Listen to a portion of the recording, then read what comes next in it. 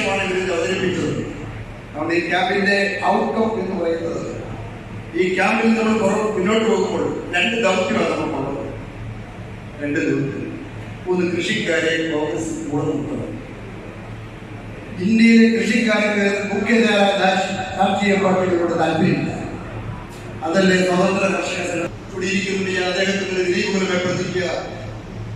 6 പേര് 7 പേര് ഒന്നിച്ചു നിന്നാൽ വിഷയങ്ങൾ ചർച്ച ചെയ്താൽ പ്രസ്താവന കൊടുക്കുമ്പോഴും അഭിപ്രായങ്ങൾ പറയുമ്പോഴും രാഷ്ട്രീയ അഭിപ്രായങ്ങൾ പറയുമ്പോൾ പരസ്പരം ചർച്ച ചെയ്തിട്ട് യോഗ്യന്മാരും നേതാക്കൾ പലരും ചർച്ച ചെയ്തിട്ടായാലും തർക്കം ഉണ്ടാക്കില്ല.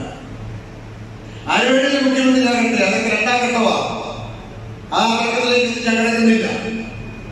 മിടുക്കന്മാരായ 4-5 പേര് കോൺഗ്രസിന്റെ മുഖ്യമന്ത്രിമാരുണ്ട്. ഈ സംഘടന ശക്തിപ്പെടുത്താൻ കോൺഗ്രസ് എന്റെ സഹപ്രവർത്തകനായിരുന്ന പ്രിയപ്പെട്ട ശ്രീ കെ.സി. വിജയൻ, കോൺഗ്രസിന്റെ സംസ്ഥാന general secretary Shri A D. Sabus, block Congress committee president Shri Girish Kumar. നെല്ല് വിറ്റ് കഴിഞ്ഞാൽ പണം ലഭിക്കുന്നില്ല. അടുത്ത കൃഷിയാകുമ്പോൾ കൃഷികൾ വീണ്ടും വായ്പ വേണ്ടി വരുന്നു. ഇതെങ്ങനെയാണ് പ്രതീക്ഷാത്രപരമാകുന്നത്? സംസ്ഥാന ഗവൺമെന്റ് പ്രാഥമികമായ ചുമതല ഉത്തരവാദിത്വവുമാണ് കാർഷിക മേഖലയ്ക്ക് വേണ്ടിയുള്ള സംരംഭങ്ങളിൽ